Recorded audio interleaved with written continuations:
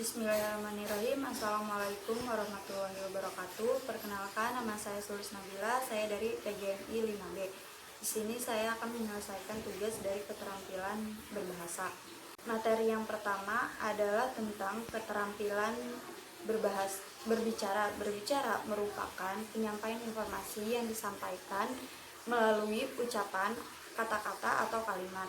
Nah, tujuan dari berbicara ini adalah untuk menginformasikan, menstimulus, atau menghibur.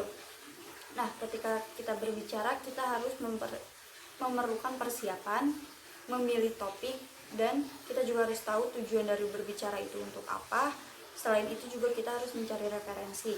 Nah, setelah itu kita harus menyusun kerangka agar tersusun apa yang kita akan bicarakan. Nah, setelah itu juga kita harus berlatih. Nah, selain itu juga ada beberapa aspek yang mempengaruhi ketika kita berbicara, seperti lafal dari suatu bunyi, kelancaran saat berbicara, intonasi, pemilihan kata yang baku, ritme, intonasi, dan mimik wajah yang untuk mempertegas suatu makna tersebut.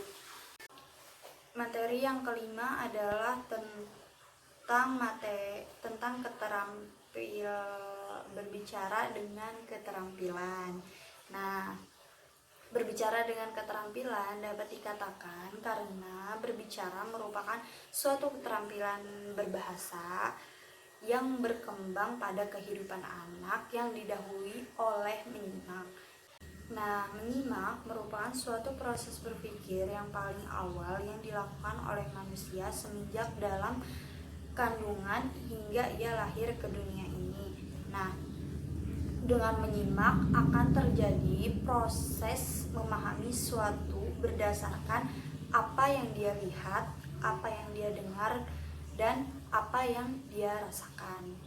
Nah, dalam materi 5 ini ada juga berbicara dengan menulis.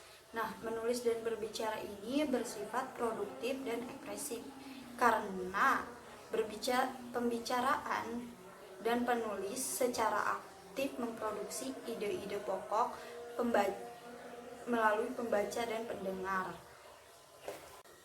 Selanjutnya adalah materi ke-6. Materi ke-6 ini adalah tentang aktivitas berbicara di depan umum.